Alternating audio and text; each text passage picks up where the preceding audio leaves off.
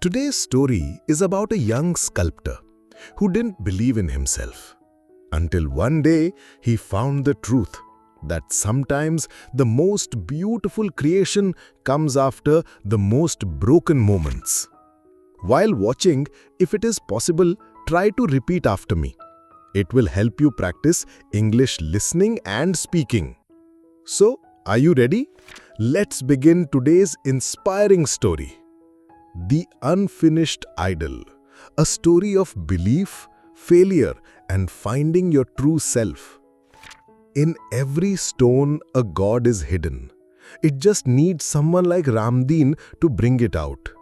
These were the words people often said about an old sculptor named Ramdeen from the village of Rajdhar.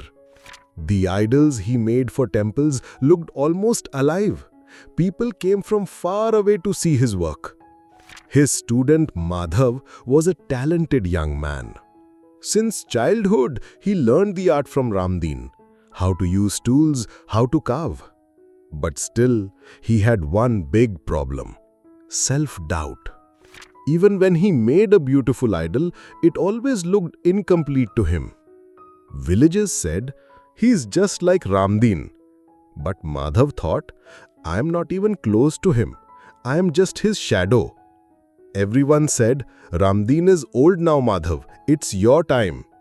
One day, he got his first independent work: to make a Nandi idol for the new Shiva temple in the village. Madhav started the work, but every time the idol looked incomplete. Sometimes the eyes looked wrong, sometimes the neck was too big, or the face had no expression. Every night he looked at his own sculpture and whispered, "I'm not a sculptor. I just know how to use tools." He wanted to leave the idol and run away. But Ramdeen never stopped him. He only said one line, "The idol is not incomplete, Madhav. Maybe your belief is." One day, Madhav was tired and sat near the river. He felt like giving up. There, he met an old merchant. The man saw Madhav's sad face and asked, "Why are you so upset?" Madhav shared everything with him. The merchant smiled and said, "Do you know, the most beautiful idols are made by those who fails many times first. Only a sculptor who is not happy with his work makes something truly alive one day, because the one who thinks he is perfect stops learning." Madhav was surprised. Those words touched his heart. He understood, "My mistakes are not my failures, they are my fire. They will make me better." After that day, something changed. His hands were the same, but now they had confidence. He treated every line, every cut like a form of worship. Days passed. While others rested during hot afternoons, Madhav stayed with the idol. He searched for peace in the eyes of Nandi, balance in its head, strength in its body.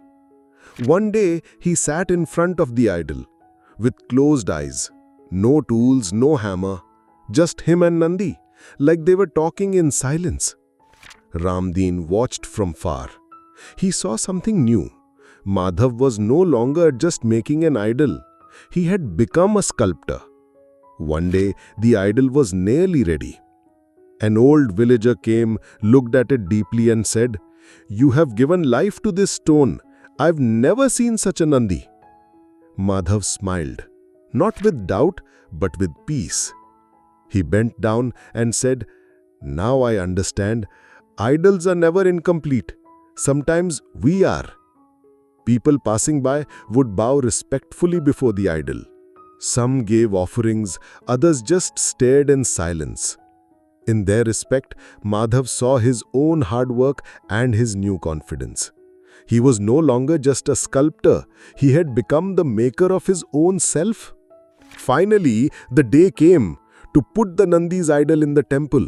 Flowers everywhere, music and drums. A big crowd had gathered. The idol was covered with a red cloth. Everyone looked at it with hope.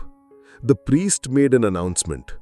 The red cloth was removed and silence fell. The idol looked alive. Its eyes had calmness, its forehead had power, its body had grace. One old craftsman in the crowd shouted, "This idol is alive! He didn't make it, he gave it a soul." Ramdeen had tears in his eyes. He softly said, "Today my student didn't just finish a sculpture, an artist was born." Madhav bowed at Ramdeen's feet. "You didn't just teach me how to make idols, you taught me how to shape myself." The crowd clapped loudly. But this time, Madhav didn't feel small. He stood with self-respect. This is not just a story of a sculptor.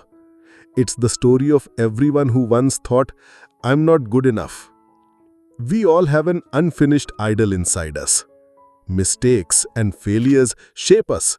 But when a good teacher shows the way, and when we believe in ourselves, we start shaping ourselves. Madhav learned mistakes are not a weakness. They are the first step. Self-doubt is not failure. It's the beginning of self-discovery. So next time when you think, "I can't do it," remember this. Maybe you are still incomplete. But being incomplete is not the end. It's just the beginning.